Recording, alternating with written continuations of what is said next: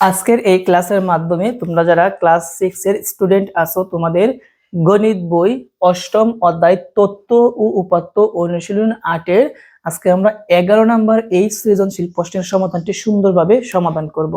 তো সর্বপ্রথম আমরা উদ্দীপকটি একটু ভালোভাবে পড়ে নিই।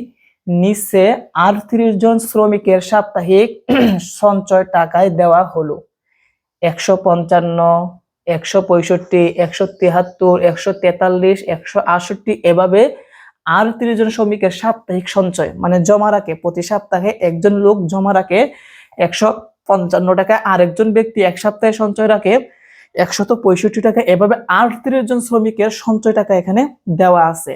তো আমাদের প্রথম প্রশ্নটা হচ্ছে মানের ক্রমানুসারে উপাত্ত সমূহ সাজাও। আচ্ছা, মানের ক্রমানুসারে মানে কি? মানের ক্রমানুসারে মানে হচ্ছে এই উপাত্তগুলোকে ছোট থেকে বড় অথবা বড় থেকে ছোট যে কোনো একটা সাজাতে হবে। ওকে, তারপর বললো কি সারণীবদ্ধ করো, একটা সারণী তৈরি করে সারণীবদ্ধ করতে হবে। আবার কি বললো যে গড় নির্ণয় করো। তাহলে একটা প্রশ্নের মধ্যে আমাকে তিনটা সমাধান করতে হবে। আমাকে উপাত্ত সমূহকে সাজাতে হবে, সারণীবদ্ধ করতে হবে এবং গড় নির্ণয় করতে হবে। তো আসো আমরা এক এক করে আমরা এটা সমাধান শুরু করি। তো এটা সমাধান করার জন্য ক নাম্বার সমাধান। প্রথম প্রশ্ন কি? প্রথম প্রশ্ন হচ্ছে মানের ক্রমানুসারে উপাত্ত সমূহ সাজাও। তো মানের ক্রমানুসারে উপাত্ত সমূহ সাজাও মানে কি ছোট থেকে বড় সাজাতে হবে। তো আমরা লিখব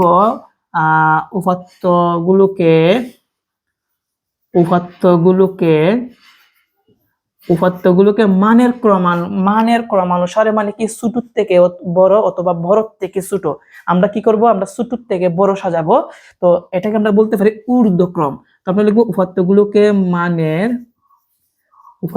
মানের ঊর্ধ্বক্রম, ঊর্ধ্বক্রম অনুসারে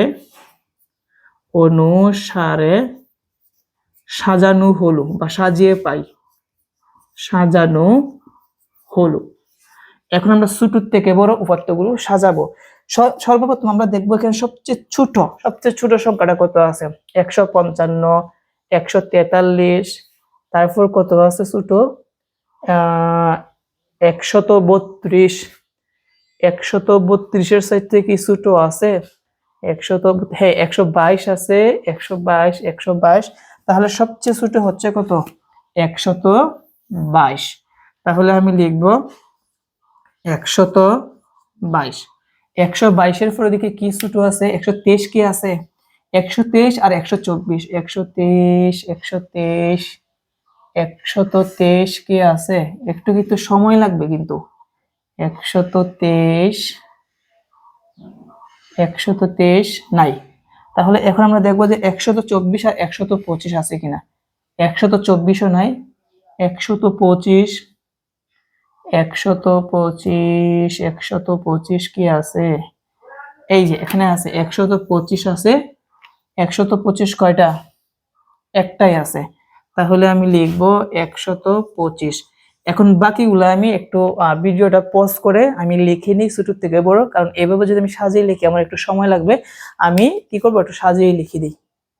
লক্ষ্য রাখি আমি কিন্তু সবগুলা ছোট থেকে বড় সাজানো শেষ। 132 একটা, 135 একটা, 136 একটা, 137 137 একটা, 140 দুইটা, তিনটা, 141 একটা, 142 একটা, 143 143 হচ্ছে একটা, 145 হচ্ছে দুইটা, 146 হচ্ছে দুইটা, 147 একটা, 148 দুইটা, 150 দুইটা, 51 একটা, 52 একটা, 55 দুইটা, 56 তিনটা, 57 একটা, 58 একটা, 59 একটা, 62 একটা, 64 একটা, 65 67 68 69 আর হচ্ছে 73। এগুলো সবগুলা কি একটা একটা করে আছে। সবগুলো আমরা ছোট থেকে বড় লিখছি। 38 জন ছিল, দেখি 38টা হয় কিনা। 1 2 3 4 5 6 7 8 9 10 11 12 13 14 15 16 17 18 19 20 21 22 23 24 25 26 27 28 29 30 31 32 33 34 35 36 37 38। এটা হচ্ছে কি আমাদের মানের ক্রমানুসারে উপাত্ত সমূহ সাজাও শেষ। এখন আমরা কি করব? সারণীবদ্ধ করব। তো সারণীবদ্ধ করার জন্য কিন্তু একদম ইজি। একটা জিনিস মনে রাখবা, এই জায়গার মধ্যে সারণীবদ্ধ করো, মধ্যক নির্ণয় করো, প্রচুরক নির্ণয় করো, এই তিনটার জন্য কিন্তু আমাদের এইটুকু কিন্তু লাগবে। কারণ এখানে কিন্তু আমরা ছোট থেকে বড় উপাত্তগুলো সাজানো হয়েছে, তাই না? তো এইটার মাধ্যমে কিন্তু সহজেই কিন্তু আমরা সারণীবদ্ধ করতে পারবো, মধ্যক এবং প্রচুরক নির্ণয় করতে পারবো। তো তোমরা সর্বপ্রথম কি করবা, এতটুকু আগে খাতার মধ্যে লিখে নাও। আমি কিন্তু এতটুকু মুছে দিব, এতটুকু মুছে কিন্তু আমাকে বাকি সারণীবদ্ধ করতে হবে। কি করতে, আমি একটা কাজ করবো, এই পাশে আমার আরেকটা বোর্ড আছে, এই বোর্ডের সমাধান করি। তোমরা জাস্ট শুধু এইটুকু অংশ খাতার মধ্যে লিখো অথবা স্ক্রিনশট দাও। বুঝতে পারছো? আচ্ছা, তাহলে আমি কি করলাম, উপাত্ত সমূহ সারণীবদ্ধ করা হলো। তোমাদেরকে একটু দেখাই, আমি কিন্তু এই পাশে কিন্তু সারণীবদ্ধ কিন্তু করছিলাম। এই যে আমরা এগুলাকে উপাত্ত সমূহকে সারণীবদ্ধ করছিলাম, বলছিলাম যে তোমাদের খাতার মধ্যে লেখার জন্য। এখন এখান থেকে দেখে দেখে আমরা এই জায়গার মধ্যে লিখে দিব। বুঝতে পারছো বিষয়টা? তো আসলে আমরা লিখি, আমি একটু ক্যামেরা ঠিক করে নিই। ওকে, তো কি করব, সারণীবদ্ধ করব। তো এর আগে আমরা দেখব, সবাই যারা যারা খাতার মধ্যে এইটুকু লিখছো বা স্ক্রিনশট দিয়ে রাখছো, স্ক্রিনশটের দিকে তাকাও। দেখো 132 আছে, মানে আমরা কয়টা এখানে রো বানাবো এটা দেখতে হবে।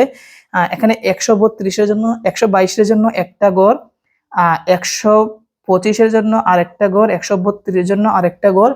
এখন বলবা যে একটা সংখ্যা যদি দুইবার থাকে, যেমন 132 যদি তিনবার থাকে, তার জন্য কি তিনটা গড় দিতে হবে? না, একটা গড়ই। তার মানে 122 জন্য একটা গড়, 125 জন্য আরেকটা, 132 জন্য আরেকটা, 135 জন্য আরেকটা, 136 জন্য হচ্ছে পাঁচটা গড়, পাঁচটা হলো 137, 140, 140 জন্য আরেকটা, 141 জন্য আরেকটা গড়, 142, 143, 145, 146 জন্য গড়, 147 জন্য গড়, 148, তারপরে 150, তারপরে হচ্ছে 151, 52, 55, 56, 57, 58, 59, 62, 64, 65, 66, 68, 69, 73, এই টোটাল সংখ্যার জন্য আর 30টা গড় লাগবে। কারণ আমাদের কিন্তু উদ্দীপকের মধ্যে লেখা আছে নিচে আর 30 জন শ্রমিকের সাপ্তাহিক সঞ্চয় দেওয়া হলো, সেজন্য আর 30টা রো হবে। কয়টা রো হবে? আর 30টা। তো আসলে আমরা আর 30টা রো তৈরি করি। তো প্রথম যে রোটা আসে সেটা হচ্ছে শ্রমিকের ক্রমিক নং। যেহেতু এখানে শ্রমিকের কথা বলা আছে, প্রথমটা হবে শ্রমিকের ক্রমিক নং। সংক্ষেপে লিখি ক্রমিক নং। এটা হচ্ছে শ্রমিকের ক্রমিক নং এর জন্য ঘর। ওকে, আর তারপরে হচ্ছে কি যে তারা যেহেতু সাপ্তাহিক সঞ্চয় করছে, সেজন্য লিখব সাপ্তাহিক সঞ্চয়। সাপ্তাহিক সাপ্তাহিক কি সঞ্চয়, সাপ্তাহিক সঞ্চয়। এই সঞ্চয়টা কিন্তু টাকায় ছিল, তাহলে লিখব টাকায়। ওকে,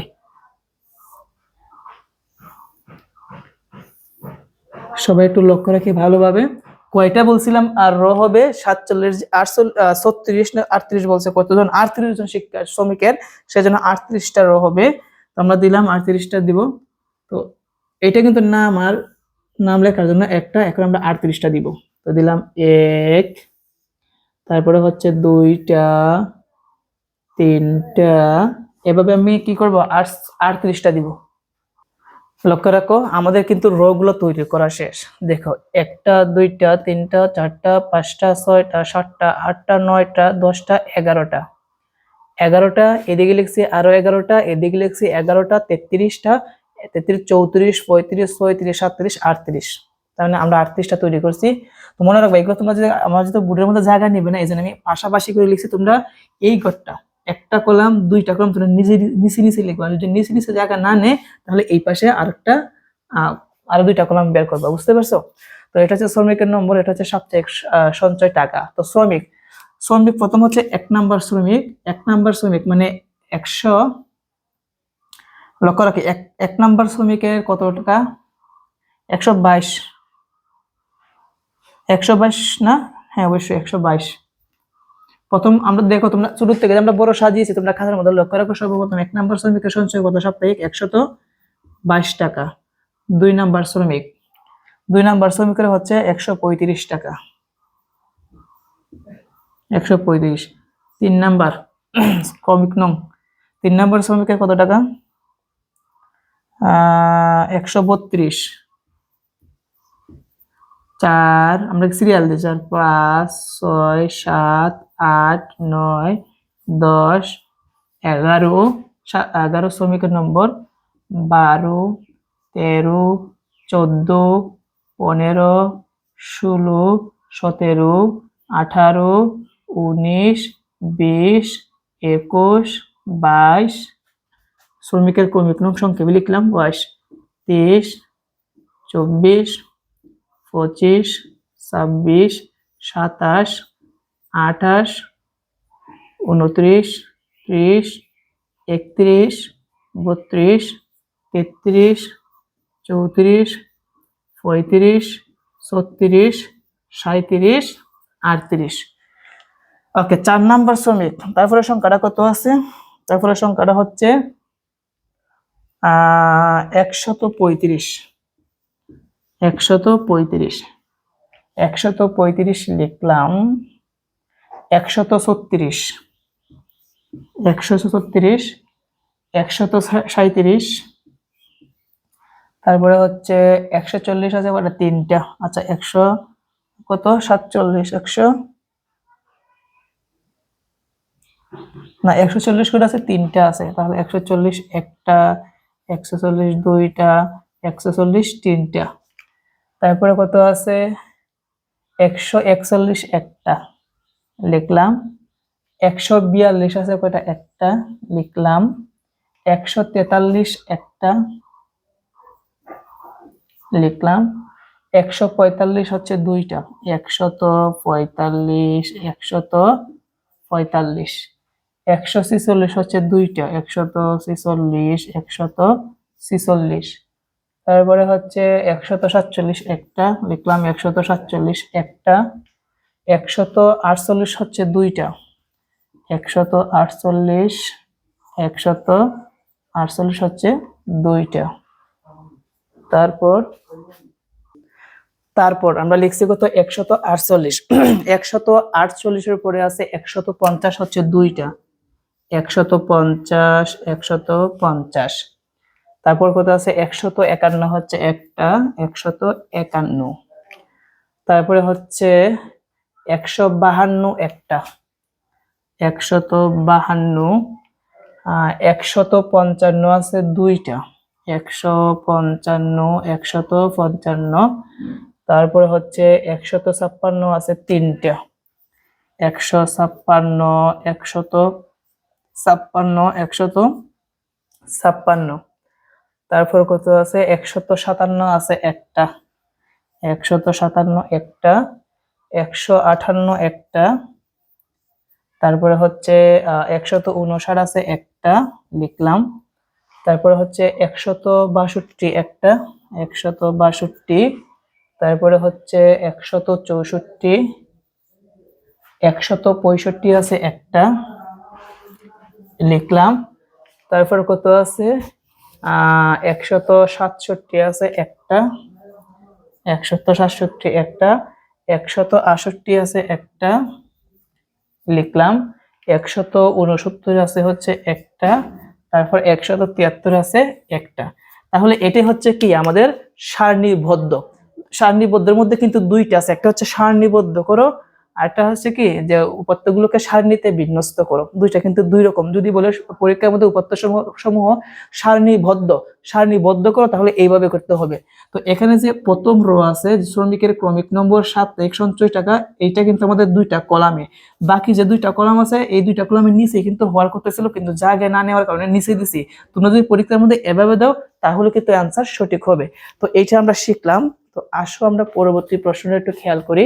আমরা প্রশ্নের দিকে খেয়াল করি ওকে তো এই জায়গার মধ্যে আবার কি বললো এখানে কিন্তু আবার বলছে যে গড় নির্ণয় করতে হবে কি নির্ণয় করতে হবে গড় তো যেহেতু গড় নির্ণয় করতে হবে আমরা জানি গড় কিভাবে নির্ণয় করে এখানে যে উপাত্ত সমূহ আছে প্রত্যেকটা উপাত্ত সমূহকে কয়টা আছে 38 জন শ্রমিকের সঞ্চয় টাকা আছে 38টা শ্রমিকের সঞ্চয় টাকাকে আমরা একত্রে যোগ করব যোগ করার পর যে যোগফলটা আমরা পাবো এখানে যে 38টা সংখ্যা আছে 38 দ্বারা যদি আমরা ভাগ করি তাহলে কিন্তু আমরা কি পাবো আমরা গড় পেয়ে যাব তো আসলে আমরা বোর্ডটুকু এখানে পরিষ্কার করে আমরা এই গড়টা আমরা এখন সমাধান করি এখন আসো আমরা গড় শিখবো। তো আমরা লিখবো গড় নির্ণয়।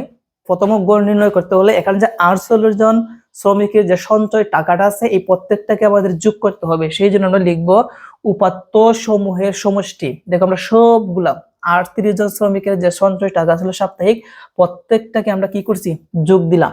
এখন এই সবগুলাকে আমরা ক্যালকুলেটরের সাহায্যে আমরা যোগ করব। যদি আমরা যোগ করি তাহলে আমরা পাবো হচ্ছে 5681। 5681 পাবো। তো উপাত্ত সমূহের সমষ্টি শেষ। এখন এই সমষ্টিকে এখানে আমাদের উপাত্তের সংখ্যা কয়টা, 38টা। এটাকে আমরা 38 দ্বারা ভাগ করলে কিন্তু আমরা গড় পেয়ে যাব। সেই জন্য আমরা লিখবো অতএব গড় সমান উপাত্ত সমূহের সমষ্টি ভাগ উপাত্ত সমূহের সংখ্যা। আচ্ছা, উপাত্ত সমূহের সমষ্টি হচ্ছে 5681 আর উপাত্ত সমূহের সংখ্যা এখানে টোটাল কয়টা সংখ্যা আছে, 38টা আছে। এখন এইটাকে যদি আমরা ভাগ করি ক্যালকুলেটরের সাহায্যে তাহলে আমরা পাবো হচ্ছে 149, 149.5, 149.5 পাবো এবং এটাই হচ্ছে কি আমাদের উত্তর হবে। বুঝতে পারছো? এটা হচ্ছে আমাদের উত্তর, বা বলতে পারি অতএব নির্ণয় গড় বলতে পারি। অতএব নির্ণয় গড় কত, 149.5। আশা করি তোমরা প্রথম প্রশ্নের সমাধানটি তোমরা ভালোভাবে বুঝতে পেরেছো। তো আমরা প্রশ্নের মধ্যে আবার চলে যাই। এইদিকে লক্ষ্য রাখি, দেখো সবাই, এখানে কিন্তু আমাদের বলছিল যে 3টা প্রশ্ন বলছিল, তাই না? 3টা প্রশ্ন বলছিল। প্রশ্নগুলো হচ্ছে আমাকে উপাত্ত সমূহকে সাজাতে হবে, আমরা সাজিয়েছি। সারণীবদ্ধ করতে হবে, সারণীবদ্ধ করলাম। গড় নির্ণয় করতে হবে, গড় নির্ণয় করা শেষ। এখন আমরা সমাধান করব হচ্ছে আমাদের কি, খ নাম্বারটা সমাধান করব। তো খ নাম্বারটা হচ্ছে কি আমাদের, ক নাম্বারটা হচ্ছে মধ্যক নির্ণয় করো, আর কি নির্ণয় করো, ফসুরক নির্ণয় করো। তো আসলে এখানে আমরা খ নাম্বারটা সমাধান করব। দেখব খ সমাধান। এখন একটা জিনিস যদি তোমরা ভালোভাবে লক্ষ্য রাখো, সর্বপ্রথম আমাদের কি নির্ণয় করতে হবে, মধ্যক নির্ণয় করতে হবে। সেই জন্য লিখবো মধ্যক নির্ণয়। মধ্যক নির্ণয় আমরা কি করব, মধ্যক আগে নির্ণয় করব, সেই জন্য লিখবো মধ্যক নির্ণয়। আচ্ছা, আমরা জানি মধ্যক বা বলো বা প্রচুরক বলো, আগে যে উপাত্তগুলো আছে এগুলাকে আমাদের ছোট থেকে বড় সাজাতে হয়, মানে মানের ঊর্ধ্বক্রমে সাজাতে হয়। তো আমরা কিন্তু প্রশ্নের মধ্যে কিন্তু উপাত্ত সমূহকে মানের ঊর্ধ্বক্রমে কিন্তু সাজিয়েছিলাম ছোট থেকে বড়। এখান থেকেই কিন্তু আমরা মধ্যকটা এবং প্রচুরকটা নির্ণয় করব। পুনরায় আবার ছোট থেকে বড় সাজাতে হবে না। তো আমরা লিখব এখানে যেগুলা উপাত্ত একবার আছে এইগুলা লিখবো না, যেগুলা 2বার করে আছে, 3বার 4বার করে আছে এইগুলা লিখবো। 132 একবার, 135, 36, 37, 140 আছে 3বার, তাহলে লিখবো 140 আছে 3বার। 3বার লিখলাম। 41 একবার, 42 একবার, 43 একবার, 145 আছে 2বার, তাহলে লিখবো 145 আছে 2বার লিখলাম।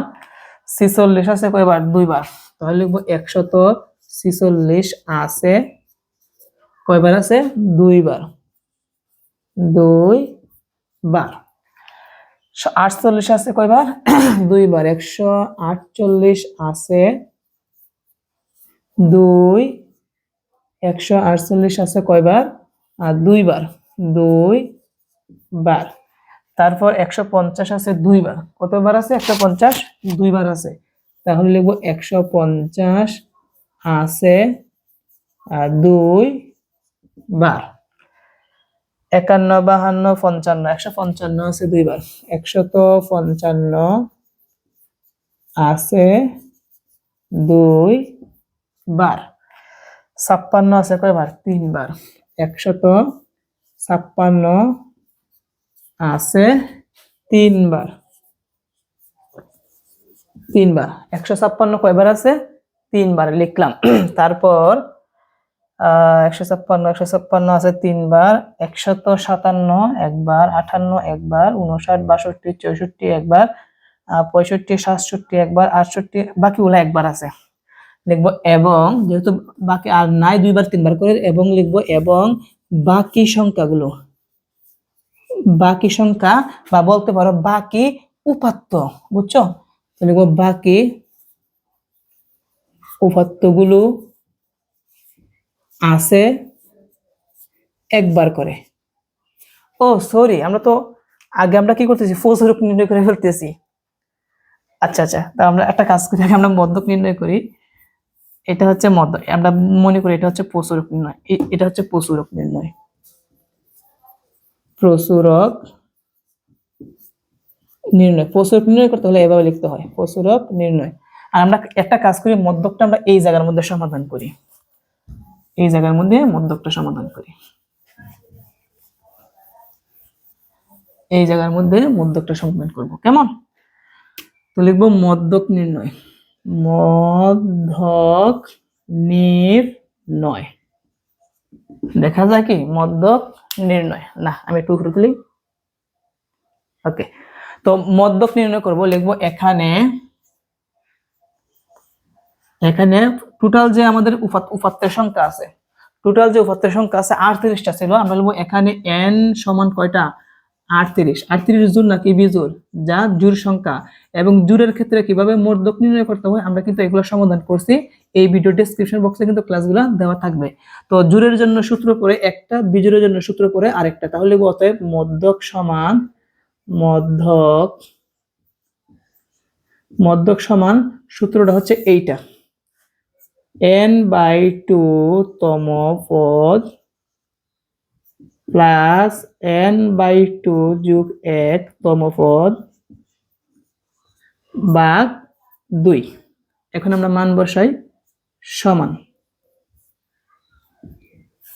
লক্ষ্য রাখি n এর মান কত, 38, তাহলে কি হবে 38/2 তম পদ প্লাস, আবার n এর জায়গায় কত হবে 38/2 প্লাস 1 এর জায়গায় প্লাস 1 তম পদ ভাগ কত 2।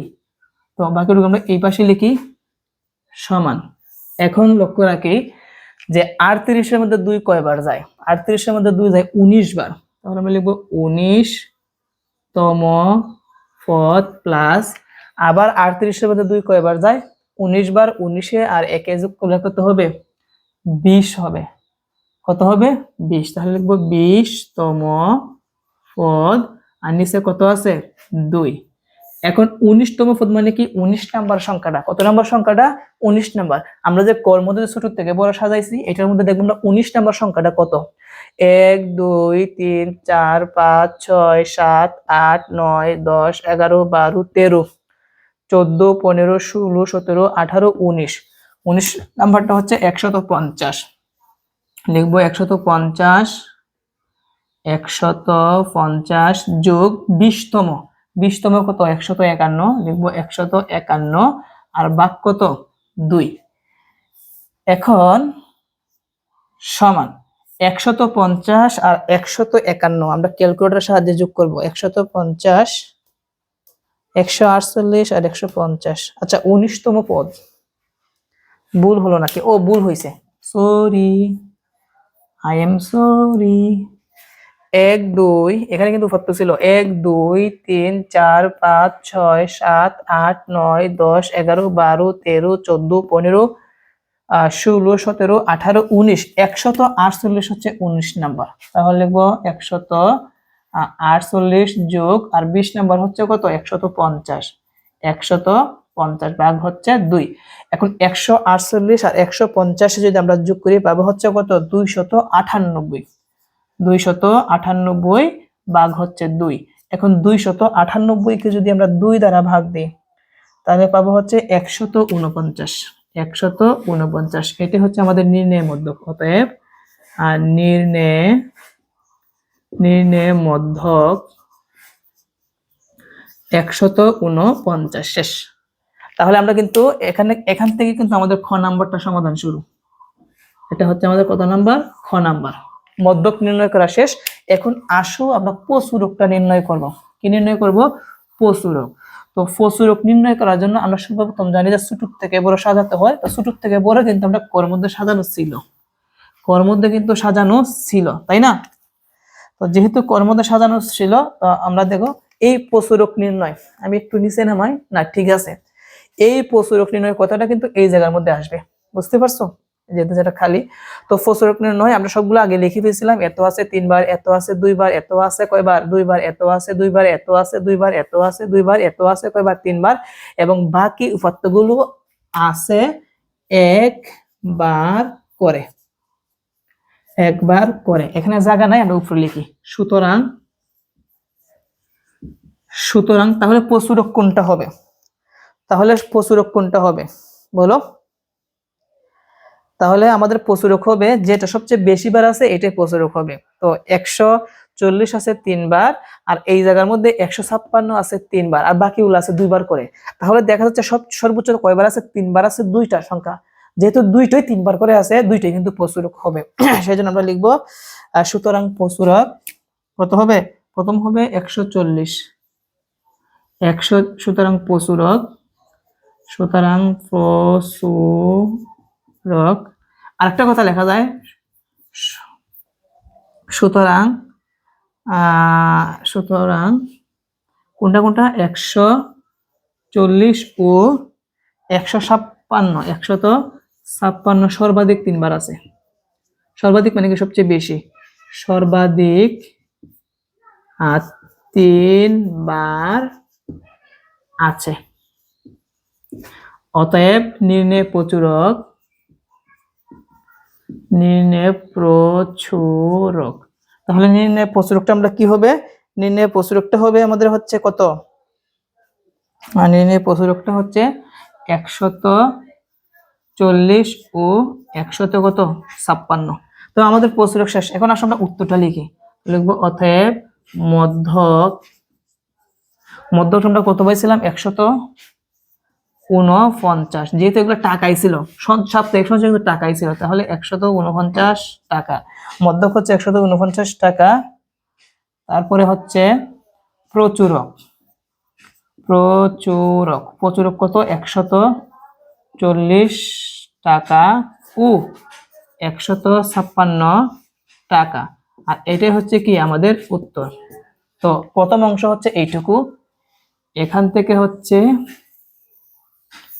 এইটুকু অংশ হচ্ছে কি প্রথম, তারপরে হবে এখান থেকে এইটুকু হচ্ছে কি দ্বিতীয় অংশ, আর এখান থেকে পরবর্তী লাস্টে লিখবা এইটুকু অংশ লাস্টে লিখবা, বুঝছো? তো আশা করি আজকের ক্লাসের মাধ্যমে তোমরা এখানে তোমাদের যে 11 নম্বরের যে অঙ্কটা ছিল এটা তোমরা ভালোভাবে বুঝতে পেরেছো। তোমরা নেক্সট পর্বে তোমাদের নমুনা প্রশ্ন যেগুলো আছে এগুলো সমাধান করবো। সবাই ভালো থেকো, আল্লাহ হাফেজ।